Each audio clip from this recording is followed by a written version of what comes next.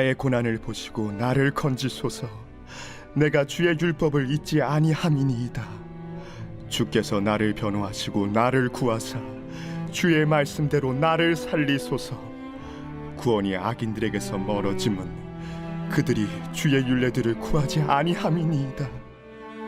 여호와여, 주의 긍휼이 많으오니 주의 규례들에 따라 나를 살리소서. 나를 비박하는 자들과 나의 대적들이 많으나 나는 주의 증거들에서 떠나지 아니하였나이다. 주의 말씀을 지키지 아니하는 거짓된 자들을 내가 보고 슬퍼하였나이다. 내가 주의 법도들을 사랑함을 보옵소서. 여호와여, 주의 인자하심을 따라 나를 살리소서. 주의 말씀의 강령은 진리이오니 주의 이로운 모든 규례들은 영원하리이다.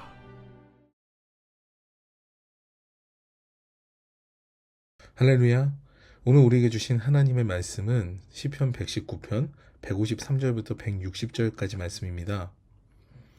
오늘 말씀의 제목은 나를 살리소서입니다. 북이스라엘은 여로보암의 통치 이후로 종교적 쇠락의 길을 걷게 됩니다. 하나님께서는 솔로몬 왕이 타락하게 되자 그의 나라를 갈라지게 하리라는 예언을 하죠. 이에 아이야 선지자를 통해서 여로보암에게 말씀을 주시는데요. 여로보암을 찾아간 아이야 선지자는 그의 겉옷을 12조각으로 나눈 뒤에 10개의 조각을 여로보암에게 주면서 하나님께서 이스라엘의 10지파를 당신에게 맡기셨습니다 라고 이야기를 합니다. 여로보암은요, 하나님께서 세우신 북이스라엘의 지도자가 맞는 거죠. 그러나 여로보암의 이후 행동은요, 하나님께서 세우신 사람답지 않습니다. 믿음의 사람답지 않아요. 권력은요, 사람을 무섭게 변화시키는데요. 여로보암은 에브라임 지파 사람입니다. 그리고 용맹한 용사로 기록이 되어 있죠. 그를 신뢰한 솔로몬은요, 그를 중용합니다. 이후 북이스라엘 왕으로 즉위한 데에는요, 그의 초절한 개인적 능력뿐만 아니라 에브라임이라는 그 당시 가장 강력한 지파에 단단한 기반이 있었다는 거죠. 그의 왕권은요, 이런 겁니다. 하나님께서 인정하셨고 에브라임 지파의 후광이 있었으며 그 또한 용사였습니다. 굉장히 단단한 왕권을 가질 수 있는 왕이었던 거예요. 그럼에도 불구하고 그는 한 가지 불안감을 가지고 있었는데요.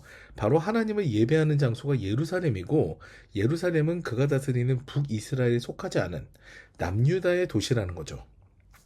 매년 백성들이요, 예루살렘으로 가서 예배하는 것이 심히 못마땅한 여로보암은요, 베델과 단에 북이스라엘의 예배제단을 건설합니다. 북이스라엘만의 예배제단을 건설하게 되죠. 그리고 제사장을요, 자신의 임의대로 뽑아요. 하나님에 의해 세워진 지도자가 오히려 하나님과 예배를 컨트롤하려고 한 겁니다. 지도자가 이렇게 타락하니까 나라가 제대로 될 리가 없습니다. 남유다는 다윗의 자손에 의해서 거의 단일 왕조로 지속됐지만 이와 다르게 북이스라엘은요, 왕조가 계속 바뀝니다. 왕의 정통성이 유지되기 힘든 왕국이었어요.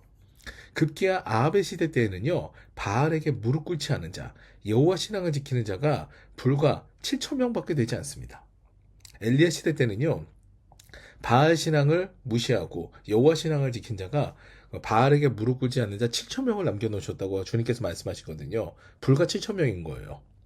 출애굽 시 이스라엘의 인구는요, 장정만 60만입니다. 그중 10개의 지파가 북이스라엘이니까요. 그 이후로 인구가 더 늘었겠죠. 아무리 못 잡아도 30만 명 이상의 인구가 북이스라엘에 있었을 것으로 추정이 됩니다. 근데 단 7,000명만 신앙인이에요.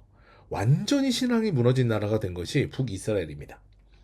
이 상황은요, 북이스라엘이 멸망할 때까지 거의 지속됩니다. 그런데 아이러니하게도요, 여로보암 2세라는 왕이 등장할 때요, 북이스라엘은 죽은 길을 맞이합니다. 조금 순풍이 불어요. 나라가 조금 기력을 차고 회복을 해요. 이유는 단 한 가지입니다. 하나님께서 불쌍한 북이스라엘을 긍휼하게 보시고 자비를 베풀어 주셔서 숨통이 트이게, 숨을 좀 쉴 수 있게 만들어 주셨기 때문이에요. 열왕기하 14장 23절부터 27절까지 좀 다소 긴 말씀인데요. 한번 천천히 보시겠습니다.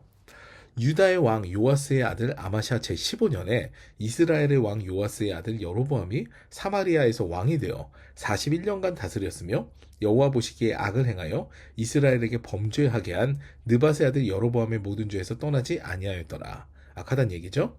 이스라엘의 하나님 여호와께서 그의 종 가드 헤벨 아mit대의 아들 선지자 요나를 통하여 하신 말씀과 같이 여로보암이 이스라엘 영토를 회복하되 하맛 어귀에서부터 아라바 바다까지 하였으니 이는 여호와께서 이스라엘의 고난이 심하여 매인자도 없고 노인자도 없고 이스라엘을 도울 자도 없음을 보셨고 여호와께서 또 이스라엘의 이름을 천하에서 없이 하겠다고도 아니하셨으므로 요아스의 아들 여로보암의 손으로 구원하심이었더라. 아멘. 여로보암 2세를 비롯한 이스라엘 백성들은요, 완전히 하나님께로 돌아온 게 아니에요. 그럼에도 불구하고 하나님께서는요, 고난이 극심한 이스라엘을 보시고요, 여로보암 2세를 통해서 이스라엘의 회복을 허락하십니다. 구원의 손길을 보내세요. 오늘 본문, 오늘 시편 본문인데요, 이 첫 부분 상반절과 같습니다. 153절이에요. 나의 고난을 보시고 나를 건지소서. 아멘. 우리는요, 고난에 처했을 때요, 다른 이유가 필요 없어요. 뭔가를 하고 난 다음에 주님께 내가 이거 했으니까 나를 구원해 주세요라는 그럴 필요가 없어요. 그저 주님께 의뢰해야 됩니다. 주님은 우리의 약함과 고난을 아시고요, 긍휼하게 여기시는 분이기 때문이에요. 그뿐이 아닙니다. 154절 말씀 보세요. 주께서 나를 변호하시고 나를 구하사 주의 말씀대로 나를 살리소서. 아멘. 나의 구원은요, 하나님께 있지만 나는 나의 죄악을 씻을 수 있는 존재가 되지 못합니다. 주님께서 나를 변호하시지 않으면요, 나를 위해 죽으심을 증명하시면서 대속하신 증거가 되지 않으시면 나의 구원은 있을 수가 없는 일이죠. 그러므로 내가 살 수 있는, 내가 구원을 받을 수 있는 유일한 비결은요, 예수 그리스도를 믿고 따르고 의지하는 것뿐입니다. 156절 말씀을 이어서 보시겠습니다. 여호와여, 주의 긍휼이 많으오니 주의 규례들에 따라 나를 살리소서. 아멘. 하나님은요, 공의의 하나님이시기 때문에 불의를 심판하시는 분이십니다. 근데 그와 동시에 헤세드, 즉 은혜가 가득하고요, 긍휼이 넘치시는 분이시기 때문에 우리를 건지시는 분이시기도 해요. 우리는 그 은혜의 하나님께 고난의 삶을 아뢰고요, 이제 그 고난에서 건져져서 하나님께 영광을 돌리는 삶으로 나아가야 됩니다. 오늘도 고난의 길 한가운데 서서 외롭고 지치고 힘든 인생길을 걷는 분이 계시다면요, 이 모든 상황을 하나님께 아뢰시기를 부탁드립니다. 권면드립니다. 하나님께서는요, 여러분들의 처지와 상황에 상관없이 여러분들을 사랑하세요. 그리고 긍휼히 여기시며 고난에서 건져주실 것입니다. 오늘도 그 하나님을 믿고 그 하나님의 은혜를 깊게 경험하는 하루 되시는 저와 여러분 되시기를 주님의 이름으로 축원합니다.